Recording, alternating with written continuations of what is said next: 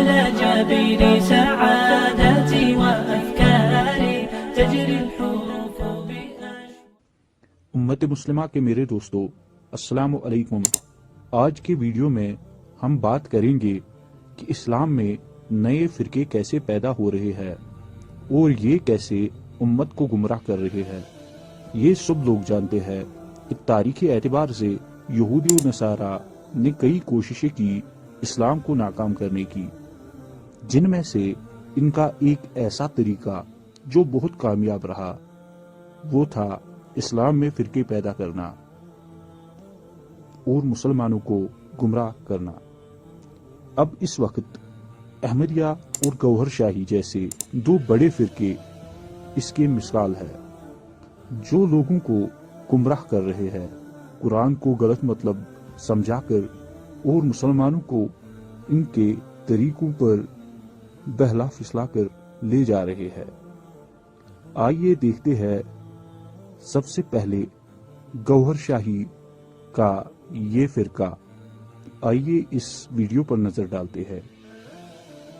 جو کام کسی ولی نے نہیں کیا، جو کام کسی نبی نے نہیں کیا، وہ کام جب ہم نے دیکھا سرکار گوہر شاہی چٹکی بجانے سے پہلے کرتے ہیں کہ سرکار مجھے عرش الہی پر لے گئے، اس کے بعد سرکار کہاں گئے یہ نہیں پتا چلا۔ مجھے اللہ نے کہا کہ یونس تیرا جو مرشد ہے نا وہ میرا بھی رب ہے، پتا چلا۔ مجھے اللہ نے کہا کہ یونس تیرا جو مرشد ہے نا وہ میرا بھی رب ہے، پتا چلا۔ مجھے اللہ نے کہا کہ یونس تیرا جو مرشد ہے نا وہ میرا بھی رب ہے، یونس تیرا جو مرشد ہے نا وہ میرا بھی رب ہے۔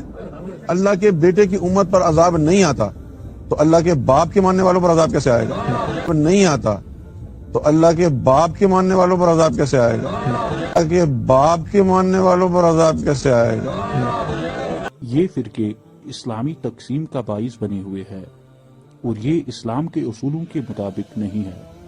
اس کی تصدیق کے لیے ہم حدیث، قرآن اور علماء کی تقاریر کی رجوع کر سکتے ہیں۔ مثال کے طور پر ڈاکٹر اسرار احمد رحمۃ اللہ علیہ جیسے علماء کی تقریر سے ہمیں معلوم ہوتا ہے کہ ایسے فرقے اسلامی عقائد کے مطابق نہیں ہے۔ آئیے نظر ڈالتے ہیں اس ویڈیو پر۔ ایک قادیانی نوجوان سے میری بات ہو رہی تھی، میں نے اس سے دو باتیں پوچھی۔ یہ بتاؤ کہ کیا تم مانتے ہو کہ قرآن میں ہدایت کامل ہوگی؟ کہتے بالکل بالکل بالکل۔ اچھا، کیا تم یہ مانتے ہو کہ قرآن محفوظ ہے، اس میں کوئی تحریف نہیں ہوئی؟ بالکل بالکل بالکل۔ تو پھر مجھے وحی کی ضرورت بتاؤ۔ جب ہدایت کامل ہو گئی اور محفوظ بھی ہے تو مزید وحی کی ضرورت کیا ہے؟ یہ اللہ تعالیٰ کا شغل تو نہیں ہے، یہ تو حکمت کے تحت جو کام ہوتا ہے حکمت سے، ضرورت سے ہوتا ہے۔ وہی ہدایت کے لیے تھی، ہم مانتے ہیں ہدایت کامل ہو چکی۔ بھائی اس گلاس میں جتنا پانی آ سکتا تھا آ چکا، آپ کہاں ڈالو گے؟ جو پانی ڈالو گے وہ ادھر ادھر بگڑ جائے گا۔